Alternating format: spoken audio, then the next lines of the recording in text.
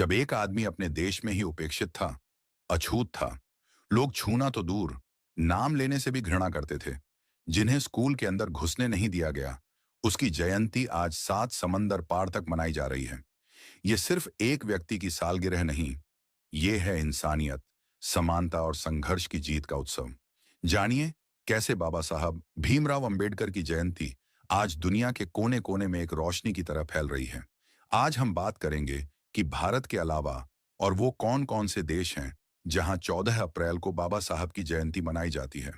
अगर इस वीडियो को आप पूरा नहीं देख सकते तो इसे यही छोड़ दीजिए, क्योंकि ये वीडियो बाबा साहब को अपना हीरो मानने वाले साथियों के लिए है। जय भीम साथियों, आप देख रहे हैं आज का अंबेडकरवादी यूट्यूब चैनल। इस चैनल पर आप पहली बार आए हैं तो सब्सक्राइब जरूर कीजिए, और अगर आपने सब्सक्राइब कर लिया है तो कमेंट्स में जय भीम लिखकर यह जरूर बताइए कि इस वीडियो को आप किस गांव शहर से देख रहे हैं। इस वीडियो को फैलाना जरूरी है ताकि उन लोगों की आंखें खुल जाएं जो आज भी बाबा साहब के योगदान को नजरअंदाज करते हैं। 14 अप्रैल तारीख वही है, लेकिन हर साल इसकी चमक और गूंज और भी ज्यादा बढ़ती जा रही है। ये सिर्फ भारत के लिए नहीं, बल्कि पूरी दुनिया के लिए सामाजिक न्याय, मानवाधिकार और समानता का दिन बन चुका है। भारत की बात करें तो ये दिन किसी त्योहार से कम नहीं होता। हर राज्य, हर गली, हर चौराहे पर बाबा साहब की प्रतिमा को फूलों से सजाया जाता है। स्कूलों में भाषण होते हैं, जुलूस निकलते हैं और संविधान की शपथें ली जाती हैं।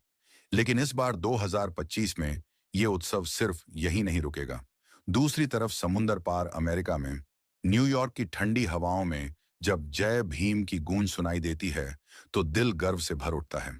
वहां अब इसे एम्बेडकर इक्विटी डे के नाम से मान्यता मिल चुकी है। कोलोराडो में लोग बाबा साहब के चित्रों के साथ रैली निकालते हैं, जहां लोग अलग अलग रंग, नस्ल और पृष्ठभूमि से आकर एक ही आवाज में कहते हैं, सबके लिए समानता।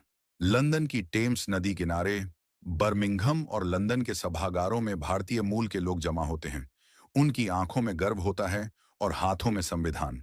बच्चे भाषण देते हैं और बाबा साहब के विचारों पर चर्चा होती है। कनाडा के टोरंटो में बर्फीले मौसम में भी गर्मजोशी से मनाया जाता है डॉक्टर B.R. अंबेडकर दिन समानता। वहां के विधायक भी इस दिन को खास महत्व देते हैं और भारतीय समुदाय के साथ कंधे से कंधा मिलाकर समारोह में भाग लेते हैं। ऑस्ट्रेलिया और न्यूजीलैंड, मेलबर्न और सिडनी की सड़कों पर जब झंडे लहराते हैं तो लगता है जैसे बाबा साहब का सपना वाकई पूरी दुनिया में गूंज रहा है। यहां तक कि जापान, जर्मनी और दक्षिण अफ्रीका तक, जहां छोटे स्तर पर ही सही लेकिन बाबा साहब को याद किया जाता है, वहां के बौद्ध अनुयायी और सामाजिक कार्यकर्ता मिलकर उनका जीवन याद करते हैं और उनकी शिक्षा को आगे बढ़ाते हैं। 2019 में एक रिपोर्ट ने दावा किया था कि बाबा साहब की जयंती 192 देशों में मनाई गई थी। यह संख्या सुनने में बड़ी लग सकती है, लेकिन इससे यह साफ है कि बाबा साहब सिर्फ भारत के नहीं, बल्कि दुनिया के हैं। तो इस बार 2025 में भी जहां जहां इंसानियत है, जहां जहां समानता की पुकार है, वहां वहां बाबा साहब की जयंती मनाई जाएगी। भले ही वो जगह अमेरिका की गलियां हों या अफ्रीका का कोई छोटा सा गांव, अगर वहां कोई बाबा साहब का अनुयायी है तो वहां 14 अप्रैल एक त्योहार होगा, क्योंकि ये जयंती नहीं, ये क्रांति का जश्न है। और याद रखिए, अगर आज आप खुलकर सांस ले पा रहे हैं, स्कूल में पढ़ पा रहे हैं, अपने हक की बात कर पा रहे हैं, तो वो इसलिए क्योंकि किसी ने कभी आपके लिए रातें जागकर संविधान लिखा था। किसी ने जाति, छुआछूत और भेदभाव की जंजीरें तोड़ने की कीमत अपने आंसुओं और खून से चुकाई थी। वो थे भीमराव अंबेडकर। अब बारी हमारी है। शिक्षा हमारी ढाल है, विचार हमारी तलवार, और मिशन हमारा है न्याय, समानता और आत्मसम्मान। अगर आप भी इस क्रांति का हिस्सा बनना चाहते हैं, अगर आपके दिल में भी बाबा साहब के लिए वही आग है, तो इस मिशन में हमारे साथ जुड़िए। इस चैनल को सब्सक्राइब करें, वीडियो को शेयर करें और मिलकर आवाज बने उस भारत की जिसका सपना बाबा साहब ने देखा था। क्योंकि लड़ाई अभी बाकी है, क्रांति अभी जिंदा है और इतिहास फिर से लिखा जाएगा आपके साथ।